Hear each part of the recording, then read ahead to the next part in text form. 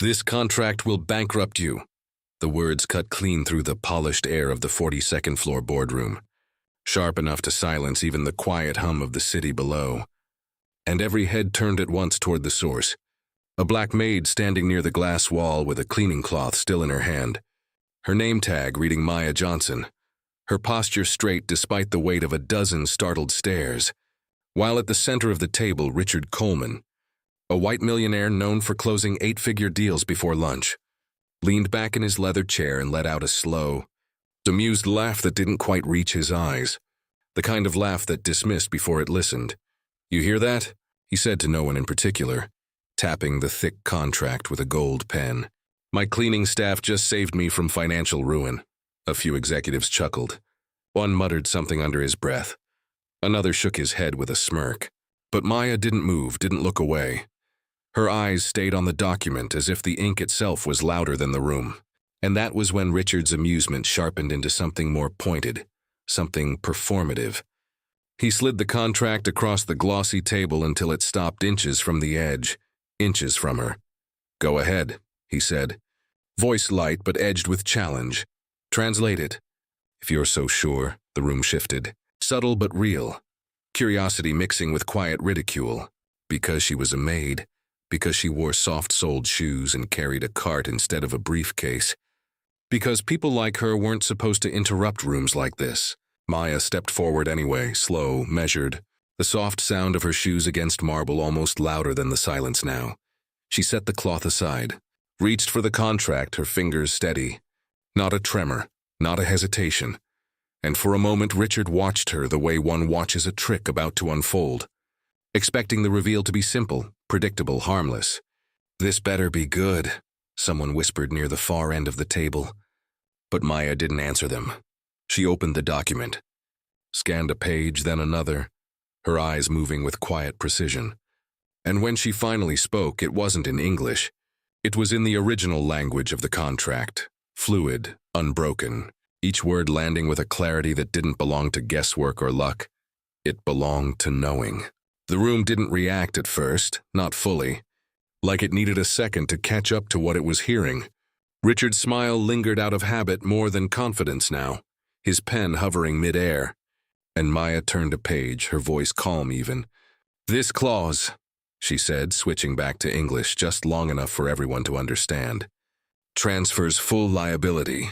She tapped the paper lightly, not aggressively, just enough to mark the spot. "Right here." And something in the room changed. Subtle but undeniable. The laughter didn't return.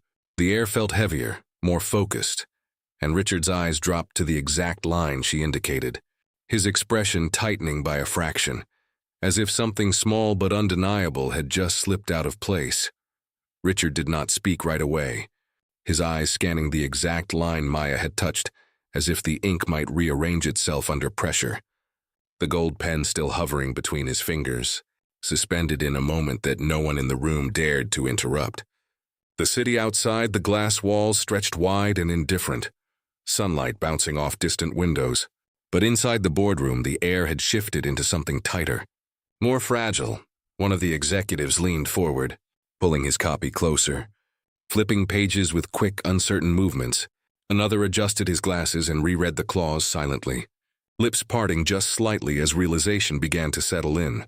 Maya remained still, her hands resting lightly at her sides, her breathing even, not triumphant, not defensive, just present, as if she had simply stated something obvious that everyone else had missed. Richard finally lowered the pen onto the table with a soft click, the sound small but final, and leaned in, his voice quieter now, stripped of its earlier amusement. "Explain it," he said, not looking at her at first. Still staring at the contract, Maya stepped closer to the table, close enough now that the polished surface reflected a faint outline of her face. "The wording looks standard," she began, her tone steady, measured. "But the liability shifts here. Not evenly, not conditionally, entirely." She pointed again, slower this time, allowing the others to follow. "If anything goes wrong after the agreement is signed, your company absorbs all legal and financial responsibility." A pause settled over the table, heavier than before. One man leaned back in his chair, exhaling quietly. Another shook his head as if trying to clear it. Richard's jaw tightened almost imperceptibly. "That is not possible," he said, but there was less certainty in it now. Less control. Maya did not react to his doubt. She simply continued, "It is written to sound balanced, but it is not. It is designed to be overlooked." She turned a page with careful precision. "And this section here allows them to withdraw without penalty." The room went still again. Not the kind of stillness that comes from confusion, but the kind that follows understanding, slow and undeniable. One of the partners across the table cleared his throat but did not speak, his eyes fixed on the document as if it had betrayed him personally. Richard finally looked up at Maya, really looked at her this time, not as a background presence, not as a role, but as the person who had just disrupted the certainty he had walked into the room with. His gaze lingered for a fraction longer than expected, searching for hesitation, for weakness, for anything that might undo what she had just revealed. But there was none, only calm, only clarity. The silence stretched, thick and unspoken, until he reached for the contract again, flipping to the page himself, slower now, deliberate, reading each line with a focus that had not been there before. The faint sound of paper moving echoed in the quiet room, and for the first time since the meeting began, no one laughed, no one whispered, no one looked away. Richard read the clause again, slower this time, his finger tracing each line as if the meaning might change under pressure. But it did not. It held steady, clear, and undeniable. And the more he read, the tighter his expression became. The confidence that once filled the room now replaced by something quieter, something heavier. One of the senior partners leaned forward and whispered, "She is right." Not loudly, not for everyone, but loud enough. And that was all it took. The shift became complete. The room no longer belonged to Richard's authority alone. It tilted toward truth, toward the quiet certainty standing beside the table. Maya did not speak again. She did not need to. Her role was no longer to prove. It was to exist in what she already knew. Richard exhaled slowly, placing the document flat against the table as if grounding himself. His eyes flicked to the legal team seated along the far side. Men who had reviewed this contract for weeks. Men who now avoided his gaze, their silence louder than any defense they could offer. "How did this pass review?" he asked, his voice calm but edged with something new, something sharper than anger. One of them shifted in his seat, adjusting his tie. "It was structured to appear standard," he said carefully. But the explanation felt thin even as it left his mouth. Richard did not respond immediately. His attention returned to Maya, studying her again, not as an interruption now, but as a variable he had failed to account for. "Where did you learn this?" he asked. And this time there was no mockery, no performance, just a direct question. Maya met his gaze without hesitation. "From my father," she said simply, her voice soft but steady. "He used to review contracts like this." A small pause followed. Not dramatic, just enough to let the words settle. "He taught me to read what is written, and what is hidden." The room absorbed that in silence, the simplicity of it carrying more weight than any resume could. Richard leaned back slightly, processing, recalibrating, his mind moving through numbers, risks, outcomes. But now with a new factor that had already proven itself. He glanced again at the clause, then at the signatures waiting at the bottom of the page. Signatures that now felt premature, dangerous even. The gold pen sat untouched beside them, no longer a symbol of control. Just an object waiting for a decision that had not yet been earned. One of the executives cleared his throat. "We should pause the signing," he said. Cautious but firm, and this time no one disagreed. Richard nodded once, slow, deliberate, then closed the contract, the sound of the pages coming together marking a shift no one would forget. He stood up, not abruptly, not dramatically, but with intention, and for a brief moment his eyes lingered on Maya again. Something unspoken passing through that look. Not apology, not yet, but recognition.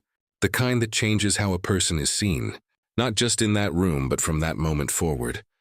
And as the city continued moving outside the glass, unaware of the quiet reversal that had just taken place inside, one truth settled deeper than the rest.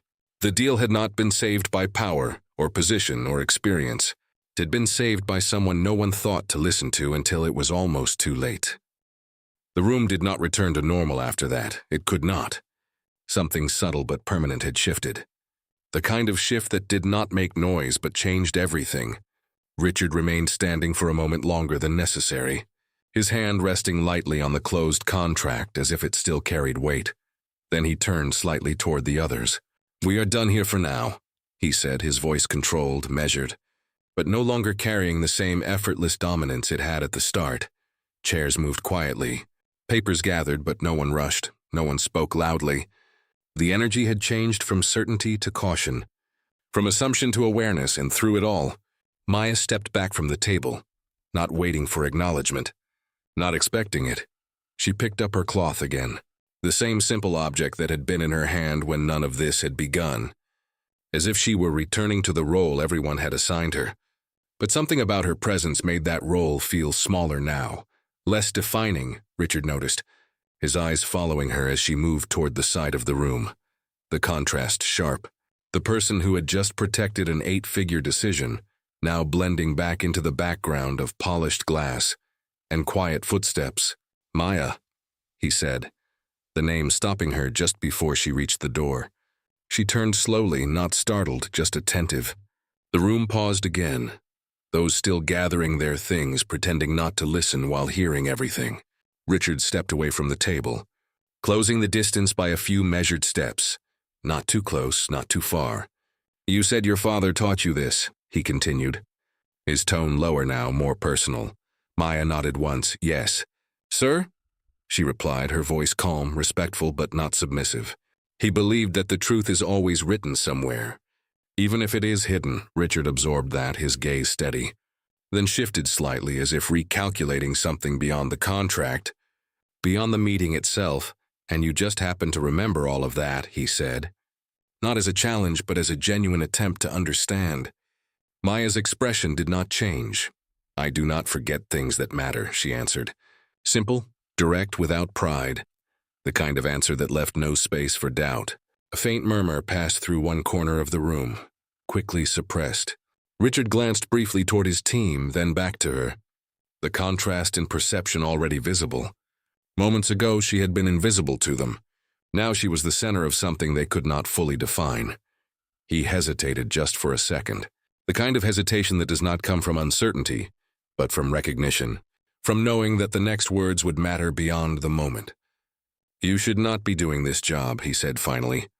The statement hanging between them, not an insult, not a dismissal, but an observation that arrived too late. Maya held his gaze, her posture unchanged. "This job pays my bills," she replied. Not defensive, not apologetic, just real. The honesty in it cutting through any assumption he might have made. Richard exhaled slowly, the weight of that answer settling in. And for the first time that day, he did not immediately respond. The silence stretched, filled only by the distant hum of the city and the faint rustle of paper, as the last few people quietly exited the room, leaving behind a space that felt larger than before. Emptier, but also clearer. Richard looked at the closed contract once more, then back at Maya, and in that quiet exchange, something unspoken began to take shape. Not a decision yet, not a resolution, but the beginning of a shift that neither of them would walk away from unchanged. The room had mostly emptied, but the silence that remained felt heavier than the noise that had filled it before, the kind of silence that lingered in the air like a question waiting to be answered. Maya stood near the door, her hand resting lightly on the handle of her cleaning cart, as if deciding whether to leave or stay while Richard remained by the table, his attention no longer on the contract, but on her, studying not just what she had done, but what it meant. "Wait," he said, not loudly, but enough to stop her movement completely. She paused, turning slightly, her posture still composed, still grounded, as if she had already accepted whatever came next. Whether it was dismissal or something else entirely, Richard walked a few steps closer, slower this time, more deliberate, as if each step required a different kind of thought than the ones he was used to making. "If you had not spoken," he said, his voice lower now, stripped of performance, "we would have signed that." The statement hung there, unfinished but clear. Maya did not respond immediately. She did not fill the silence with reassurance or explanation. She simply met his gaze, allowing the truth of that moment to settle on its own. Richard glanced briefly at the closed contract again. Then back at her. "That would have cost us everything," he added. Quieter, almost to himself, and for a brief moment, the weight of that realization showed, not dramatically, but enough. Maya finally spoke, her tone calm, unchanged. "Then it is good that you did not sign it," she said. Simple, direct, without any hint of claiming credit. The lack of self-emphasis made the moment feel even heavier, because it shifted the focus away from her and back onto the decision itself. Richard exhaled slowly, running a hand across the edge of the table as if grounding himself in something solid. "You say that like it was nothing," he replied, a faint edge of disbelief in his voice. Maya shook her head slightly. "It was not nothing," she said, "but it was necessary." The distinction landed quietly, but firmly, and for a moment, Richard did not have a response. Because the words did not invite argument. They did not demand recognition. They simply existed as truth. The kind of truth that does not raise its voice, but still changes the direction of everything. He looked at her again, longer this time, not searching for weakness, not questioning her place, but trying to understand how someone standing in a cleaning uniform had just carried more clarity than an entire legal team. "Why did you say something?" he asked finally. The question direct, unguarded. Maya's answer came without hesitation. "Because it was wrong," she said. And there was no elaboration, no attempt to justify beyond that. The simplicity of it filled the room in a way complexity never could. Richard let out a quiet breath, almost a laugh, but not quite. More like a release of something he had not realized he was holding. "Most people would have stayed quiet," he said. Half statement, half realization. Maya's eyes softened just slightly, not with emotion, but with understanding. "Most people are not asked to choose," she replied. And that answer stayed in the air longer than anything else that had been said that day. Because it did not just describe her action. It revealed something about the room, about the system, about the expectations that had allowed a moment like this to almost pass unnoticed. Richard straightened slightly, the shift in his posture subtle but meaningful. Like a man adjusting not just his stance, but his perspective. "You chose to speak," he said, quieter now. And this time it sounded less like an observation and more like acknowledgement. Maya did not respond. She did not need to. The choice had already been made, the result already visible, and in that quiet space between them, something deeper than a business decision had taken place. Something that could not be written into a contract or erased by a signature. Something that would follow both of them long after they left that room, whether they were ready for it or not. The silence between them did not feel empty. It felt full, like something had settled into place that could not be undone.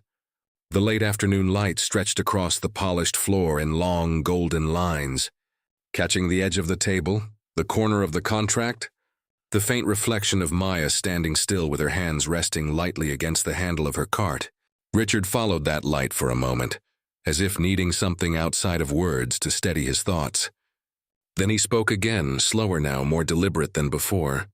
"You saw something my entire team missed," he said.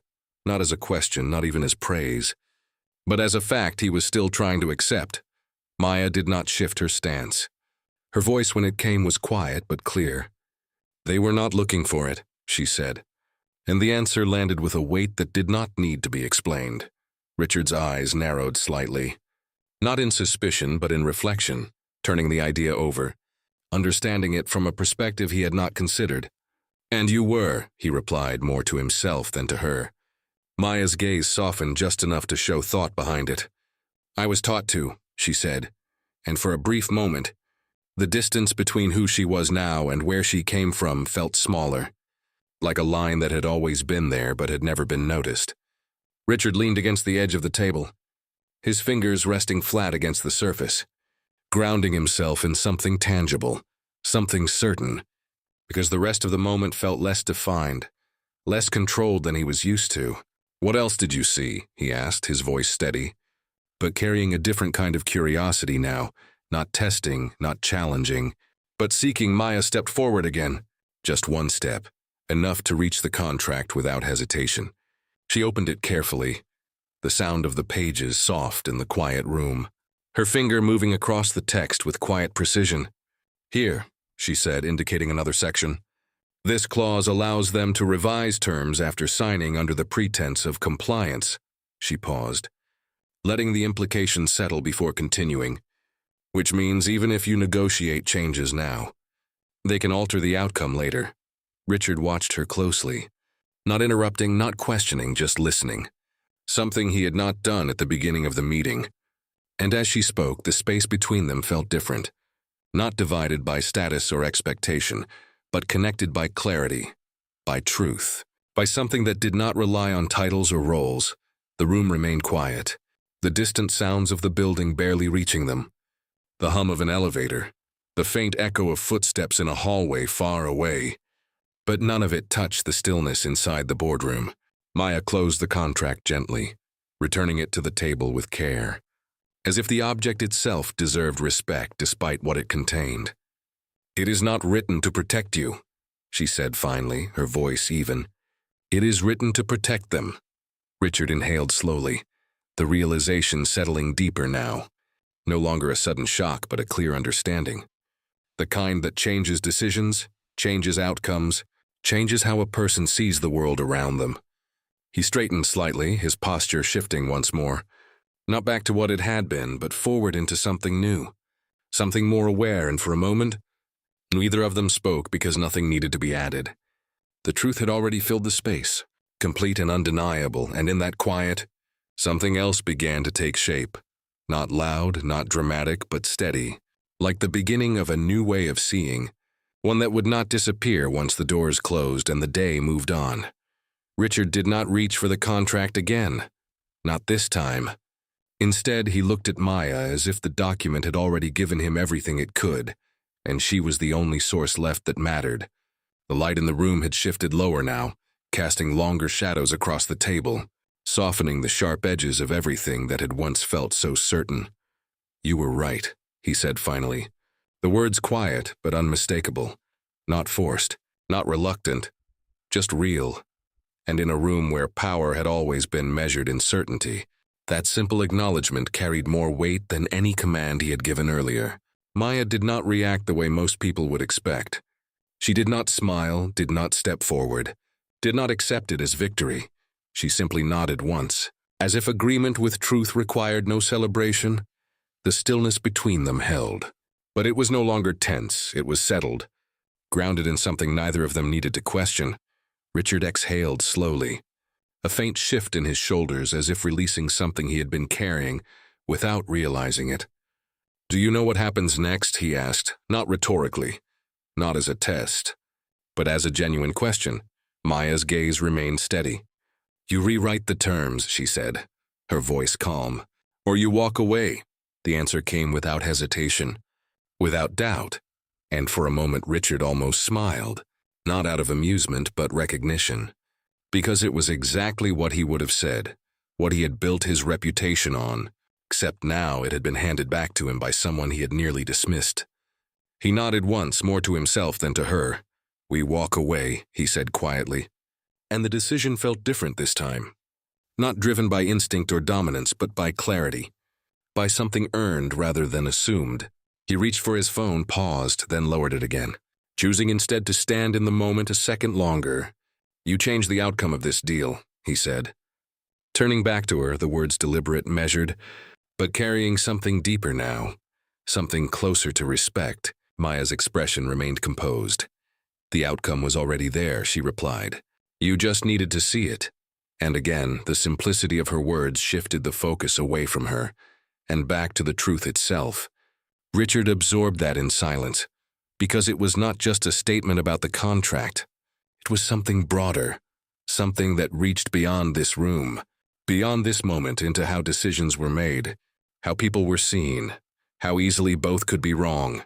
He looked at her again, longer this time, and something in his expression changed, not dramatically, not visibly to anyone who was not paying attention, but enough to mark the difference between who he had been when the meeting began and who he was now.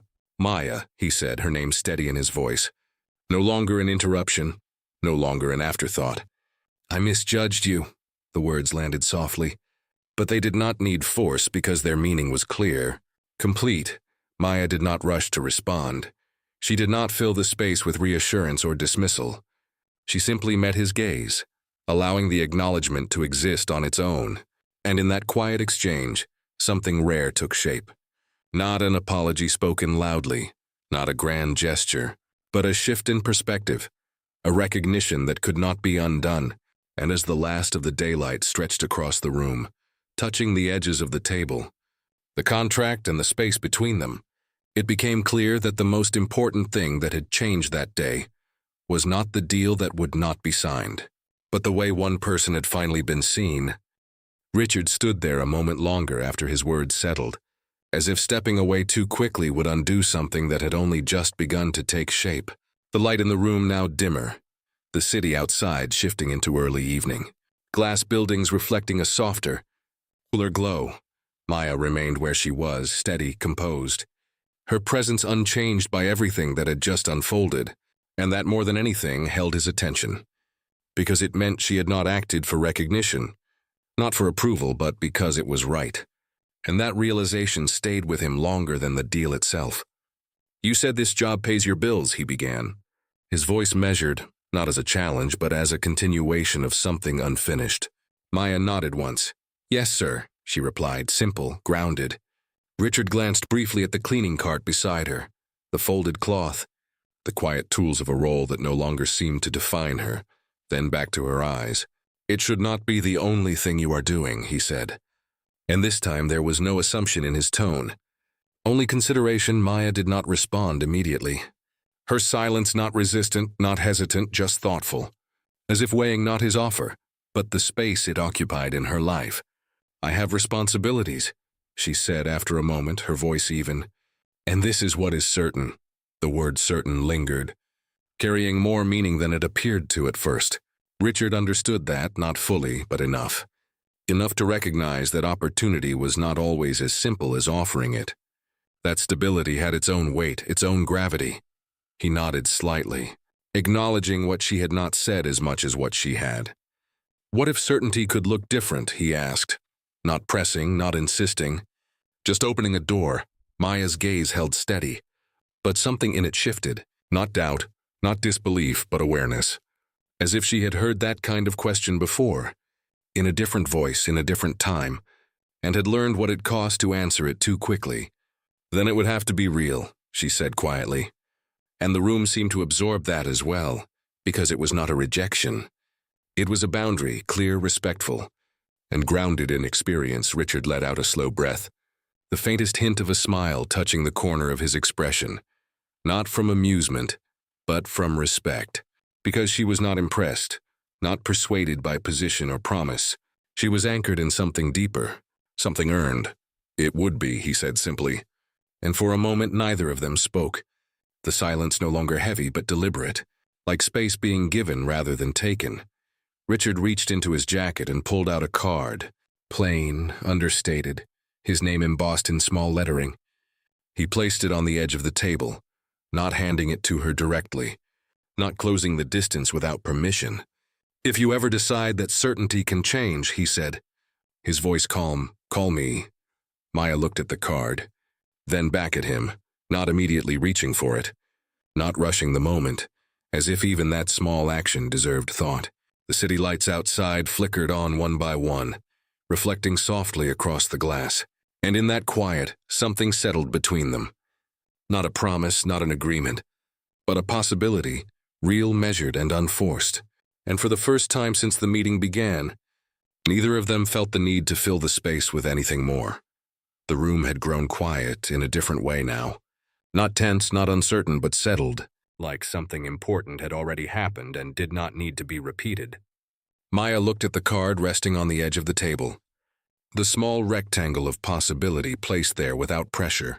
Without expectation, she reached for it slowly, her fingers brushing the surface just long enough to feel its weight before lifting it, not as acceptance, not as agreement, but as acknowledgement.